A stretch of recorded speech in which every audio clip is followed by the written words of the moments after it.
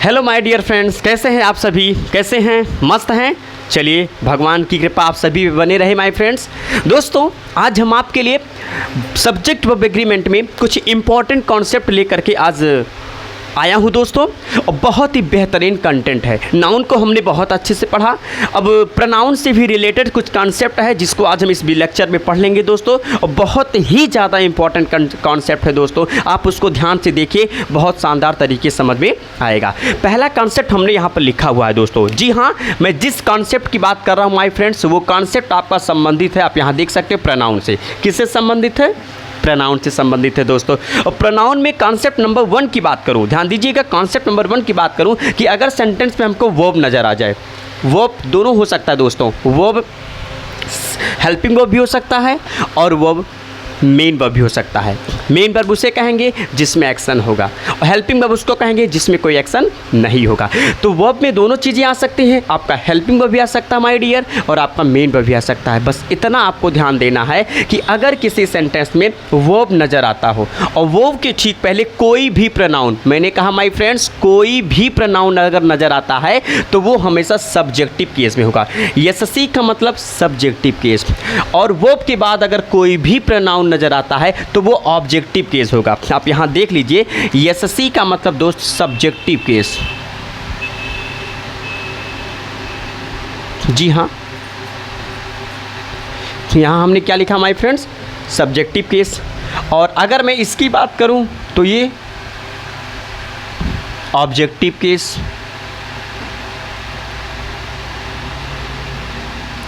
किसकी बात करूं? Objective case. बस इतना आपको ध्यान देना है कि किसी सेंटेंस में वर्ब नज़र आ जाए, वर्ब के ठीक पहले जो भी प्रोनाउन होगा वो सब्जेक्टिव केस में होगा, वर्ब के ठीक बाद जो भी प्रोनाउन होगा वो ऑब्जेक्टिव केस में होगा। ये कॉन्सेप्ट नंबर 1 है प्रोनाउन का my friends. Subject verb agreement में इसी को तो वर्ब का एग्रीमेंट कहते हैं दोस्तों। वर्ब अपने पहले किस फॉर्म को लेकर के आएगा, कौन से सब्जेक्ट को एग्रीमेंट करेगा, और अपने बाद किस सब्जेक्ट का एग्रीमेंट करेगा, यही तो चीज़ हमको पढ़ना है माय फ्रेंड्स। चलिए, क्वेश्चन मैंने आपके सामने लिखा है। अगर इस सेंटेंस को देखो माय फ्रेंड, तो एक सेंटेंस लिखा है मी थिंक, और दूसरा सेंटेंस लिखा है मैंने हिम इज़ राइट, और दोनों ही सेंटेंस को माय फ्रेंड जोड़ने का काम दैट कर रहा है। चलिए देखते हैं। अगर इस क्वेश्चन को देखें तो यहाँ थिंक की बात करूँ माय फ्रेंड, थिंक की बात करूँ तो थिंक अपने आप में यहाँ पर मेन वर्ब है दोस्तों। यम्बी का मतलब मेन वर्ब है, और मैंने कहा वर्ब हेल्पिंग भी हो सकता है और मेन वर्ब भी हो सकता है।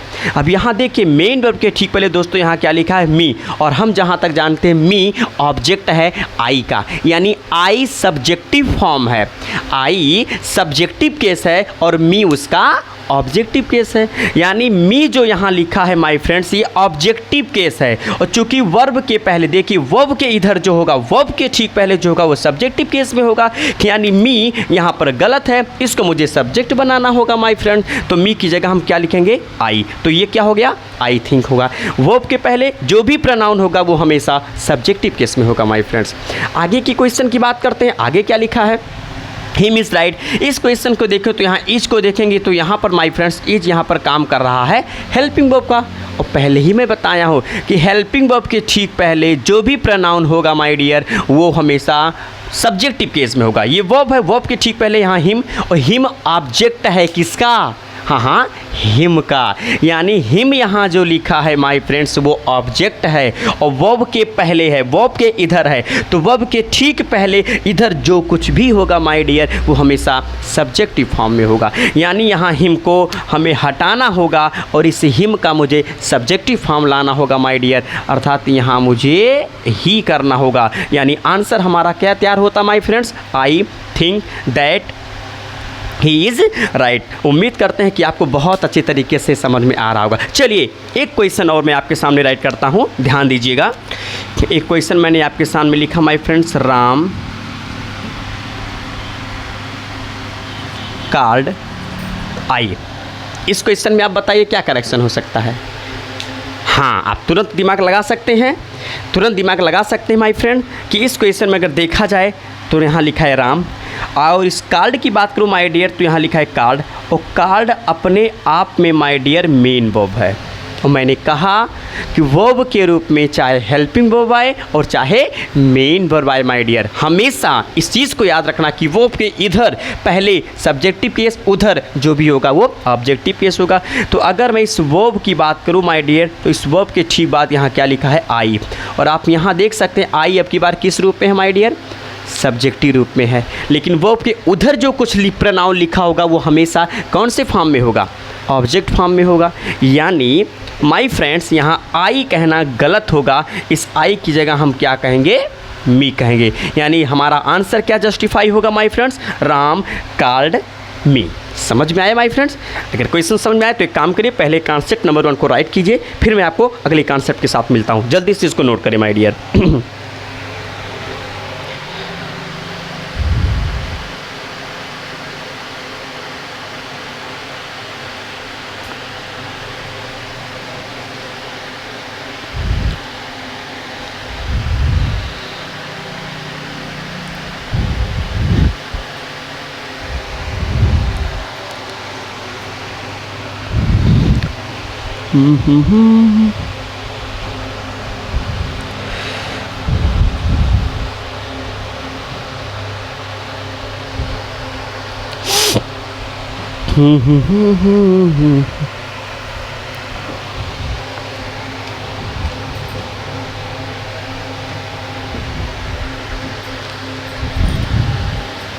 चलिए माय फ्रेंड्स, अब हम चलिए इसको इरेज करते हैं।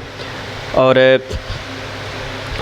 आप एक मिनट, हाँ थोड़ा सा इसको मुझे इरेज, हाँ ये डिस्टर, हाँ ठीक, मैं इसको इरेज करता हूँ माय फ्रेंड्स और कॉन्सेप्ट नंबर 2 की तरफ चलता हूँ। ध्यान दीजिएगा, जिन्होंने नहीं लिखा होगा माय फ्रेंड्स उसको आप पॉज करके माय वीडियो को आप उसको राइट कर सकते हैं।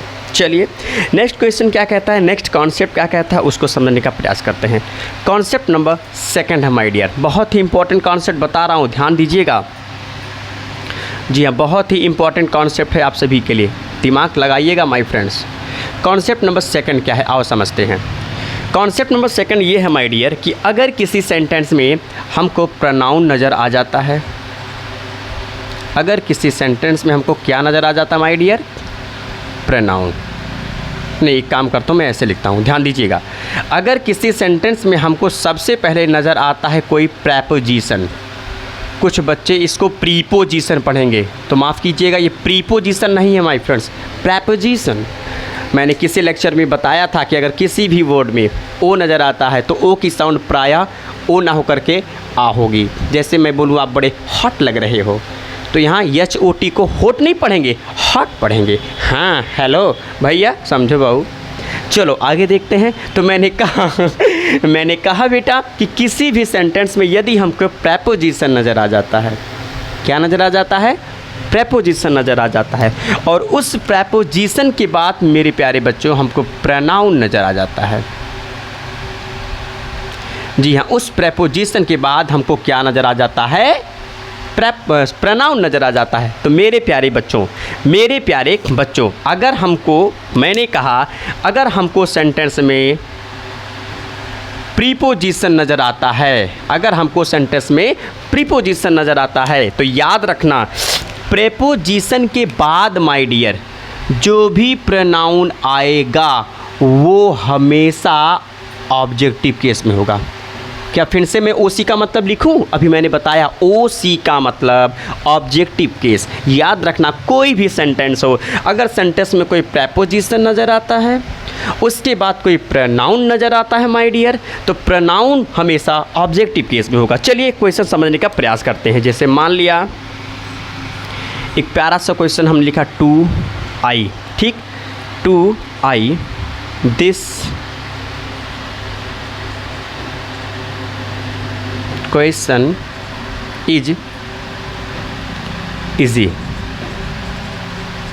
एक क्वेश्चन हमने लिखा, अगर इस क्वेश्चन को देखें माय फ्रेंड्स तो यहाँ पर हमने क्या लिखा है, थोड़ा सा ध्यान दीजिएगा।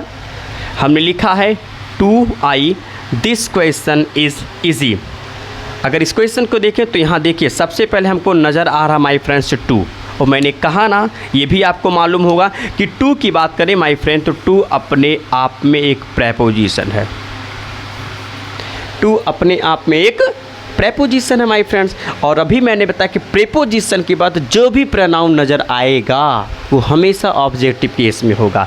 तो यहाँ आई सब्जेक्टिव है, पहले आई को हटाइए, वो आई का सब्जेक्टिव केस क्या कर दीजिए, मी। अब क्वेश्चन को पढ़िए, क्या कह रहा है कि to me this question is easy.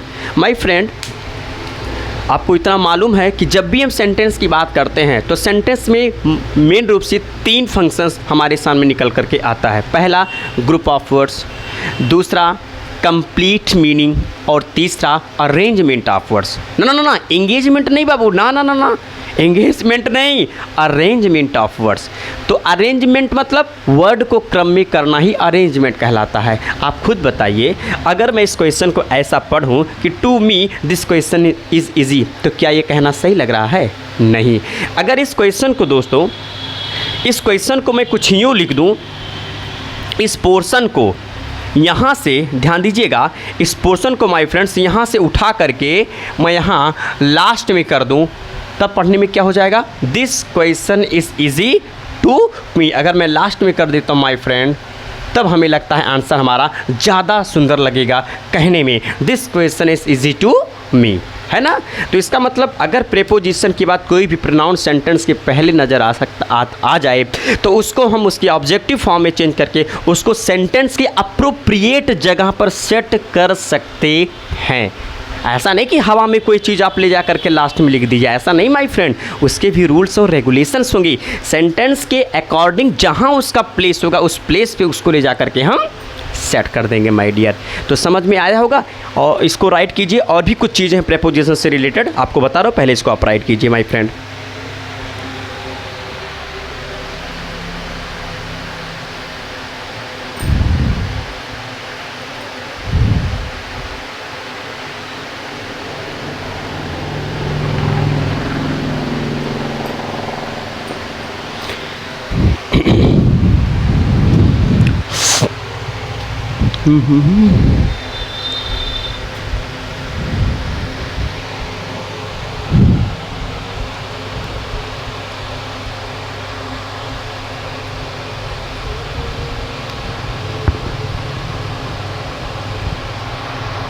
चलिए, नोट कर चुके होंगे। चलिए और चीज़ों पे चर्चा करते हैं, थोड़ा सा ध्यान दीजिएगा। मैंने कहा अब फ्रेंड्स मैं आपके सामने वो चीज़ बताने जा रहा हूँ जहाँ से आप कन्फ्यूज हो सकते हैं। ध्यान दीजिएगा कौन सी चीज़ को मैं बताने जा रहा हूँ, बहुत ही इंपॉर्टेंट चीज़ अब मैं आपको बताने चल रहा हूँ, और प्रायः यहाँ से अच्छे लोग कन्फ्यूज हो जाते हैं। दोस्तों ध्यान दीजिएगा, यदि मैं प्रेपोजिशन की बात करूँ माय फ्रेंड्स, ध्यान दीजिएगा, यदि मैं प्रेपोजिशन की बात करूँ माय फ्रेंड, तो यही प्रेपोजिशन 2 टाइप्स के होते हैं। जी हाँ, यही प्रेपोजिशन दोस्तों 2 टाइप्स के होते हैं, जो हकीकत में ये कभी कभी सेंटेंस में प्रेपोजिशन का काम करते हैं और कभी कभी सेंटेंस में प्रेपोजिशन का काम नहीं करते हैं। मतलब कहने का ये कि अब हम आपके सामने उस प्रेपोजिशन पे डिस्कस करने जा रहे हैं जो कभी कभी सेंटेंस में प्रेपोजिशन का काम करते हैं और कभी कभी सेंटेंस में प्रेपोजिशन का काम नहीं करते हैं माय फ्रेंड्स। ऐसे वर्ड्स कौन कौन से हैं, आइए चीज़ों को देखते हैं। ऐसे वर्ड्स को दोस्तों 2 हिस्सों में बांटा गया है। एक होता है पॉजिटिव प्रेपोजिशन, जी हाँ, एक होता है पॉजिटिव प्रेपोजिशन। फिर से मैं राइट कर देता हूँ। मैंने कहा इस प्रेपोजिशन को 2 हिस्सों में बांटा गया है। एक है पॉजिटिव, यहाँ प्लस भी मतलब पॉजिटिव, और दूसरा है माय फ्रेंड्स निगेटिव, दूसरा है निगेटिव। ये दोनों पॉजिटिव प्रेपोजिशन में क्या क्या आएगा एक बार मैं उसको नोट कर देता हूँ, ध्यान दीजिएगा। पॉजिटिव प्रेपोजिशन में जैसे मान लिया हमने लिख दिया लाइक, जी हाँ माय फ्रेंड्स, लाइक के बाद मैंने दोस्तों लिख दिया विद, फिर मैंने लिख दिया अलोंग विद, फिर दोस्तों मैंने लिख दिया टुगेदर विद।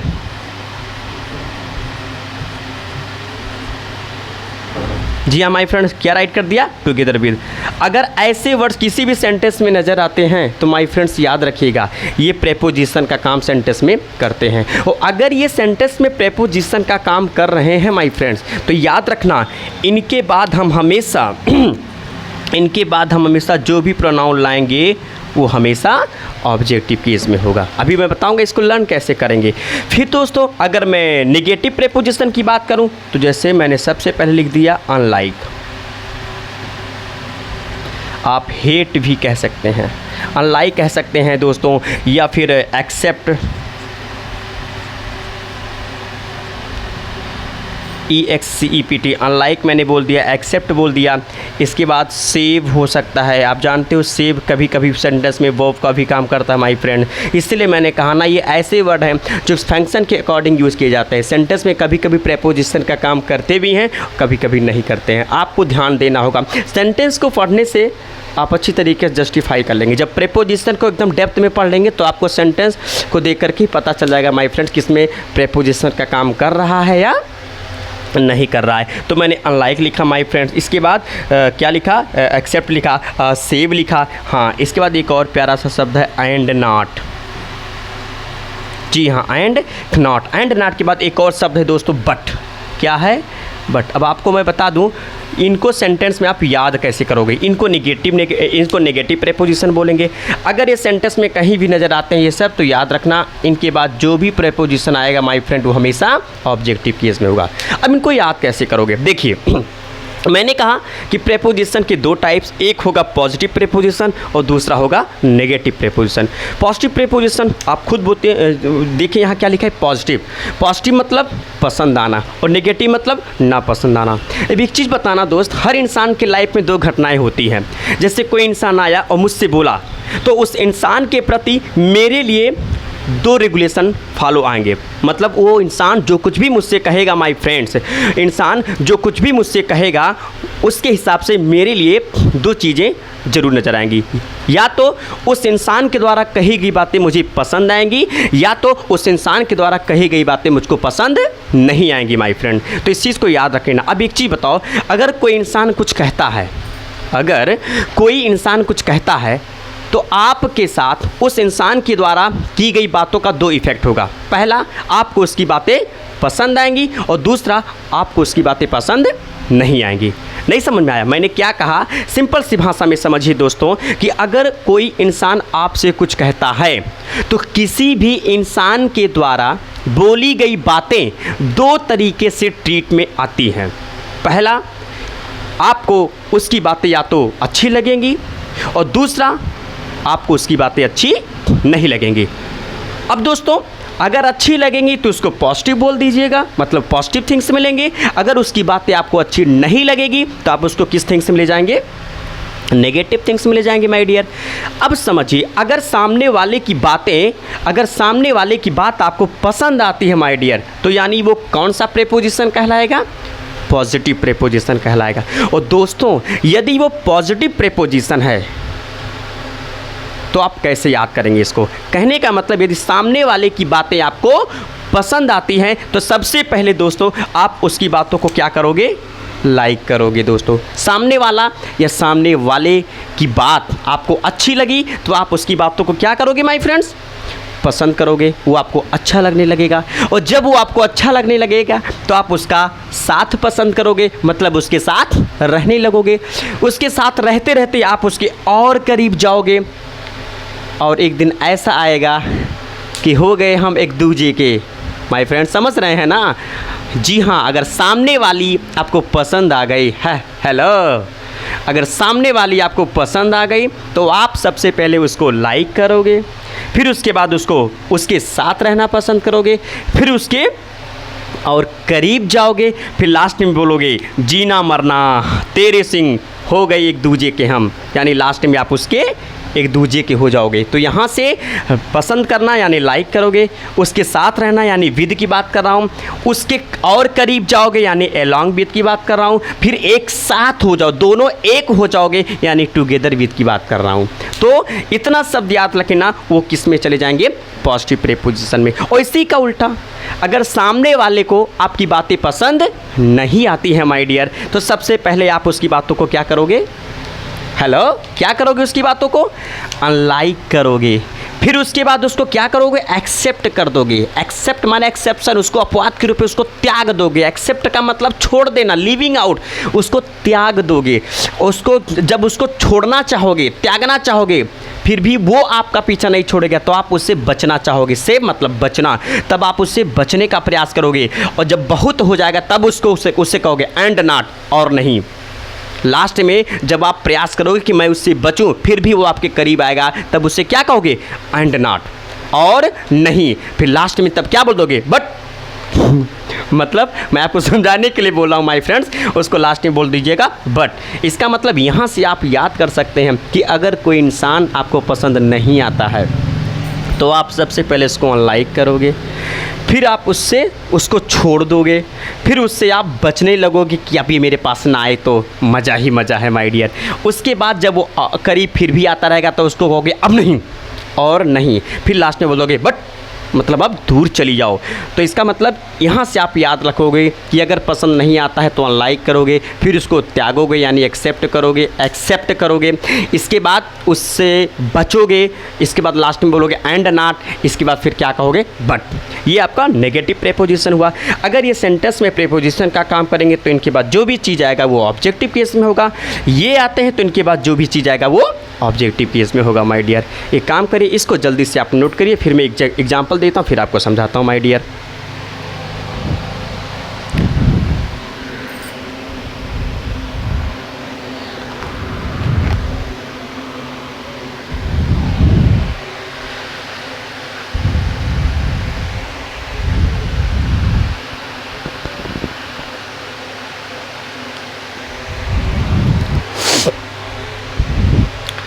हमें लगता है दोस्तों वीडियो का लेंथ कुछ ज़्यादा हो रहा है।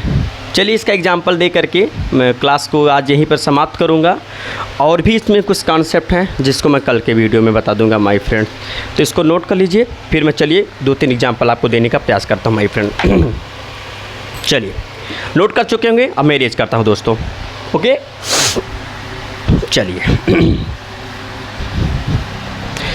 तो मैंने कहा माय फ्रेंड्स, देखिए जैसे मान लो एक सेंटेंस हमने लिखा, ही लाइक, ध्यान दीजिएगा, he like I am, he like I am sincere. ध्यान दीजिएगा। अब दोस्तों अगर इस क्वेश्चन को देखें, क्वेश्चन कह क्या रहा है, काम करिए पहले इतना पढ़िए, ही आई एम सिंसियर। इसका मतलब क्या होगा दोस्तों? इसका मतलब क्या होगा? अगर मैं जितना अंडरलाइन किया हूँ, पहले आप इसको इतना पढ़िए, जब आप इसका इतना पढ़े होंगे तो क्या कह रहा है कि ही आई एम सिंसियर। इसका मतलब वह और मैं क्या हूँ? सिंसियर हूँ। यानी जितना अंडरलाइन किया हूँ माय फ्रेंड्स, उतने में क्या बोल रहा है कि वह इंसान और मैं दोनों सिंसियर हूँ। लेकिन ज़रा सोचिए, अगर इसके साथ मैं इसको अंडरलाइन कर देता हूँ, अब पढ़ के बताइए क्या कह रहा sentence? He like I am sincere. इसका मतलब जब मैं इस लाइक को नहीं शामिल कर रहा हूँ माय डियर, तो क्या कह रहा है कि ही भी सिंसियर है और आई भी सिंसियर है माय डियर। लेकिन जब इस लाइक को मैं आई के साथ जोड़ दे रहा हूँ, तब इसका मीनिंग क्या निकलेगा कि वह सिंसियर है किसकी तरह? लाइक मी, मतलब वह मेरी तरह सिंसियर है। मतलब अब की बार इस सेंटेंस में सिर्फ एक ही इंसान के लिए सिंसियर की बात कर रहा है, और किसकी तरह? मेरी। मतलब इस सेंटेंस में ये दोनों अब सिंसियर नहीं है, ये पहले से ही हैं, और ये बता रहे हैं कि मेरी तरह ये ही क्या है? सिंसियर है दोस्तों। इसका मतलब जैसे ही मैंने लाइक को आई के साथ लगाया, इस लाइक ने इस आई को ही से क्या कर दिया?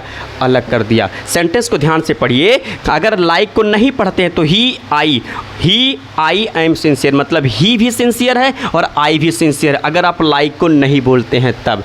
लेकिन जब लाइक को मिला करके बोलते हैं, वह मेरी तरह चल रहा है, वह मेरी तरह चलता है। इसका मतलब क्या होगा दोस्तों?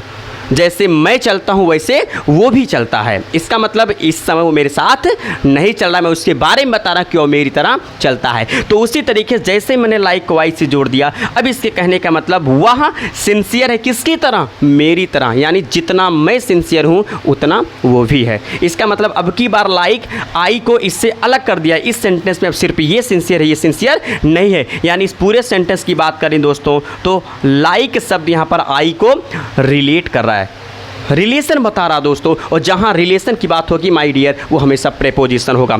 यानी इस सेंटेंस में अगर मैं लाइक की बात करूँ माय डियर, तो इस सेंटेंस में लाइक शब्द अपने आप में क्या है?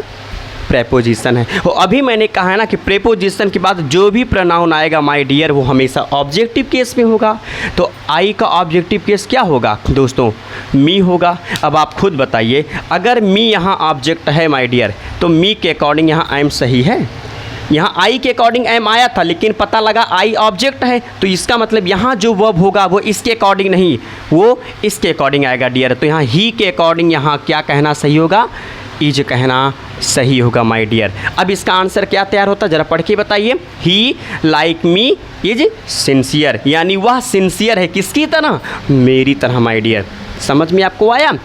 लेकिन सेंटेंस में कुछ गड़बड़ी है। अभी मैंने कहा ना कि जब भी मैं सेंटेंस की बात करूं तो वहां आपको अरेंजमेंट ऑफ वर्ड्स पे ज़रूर ध्यान देना होगा माय डियर। ओके, तो यहाँ पर आप खुद देख लीजिए, ही लाइक मी इज सिंसियर कहना सही होगा? नहीं। इसका अप्रोप्रिएट आंसर दोस्तों हमारे सामने ऐसा होना चाहिए, ही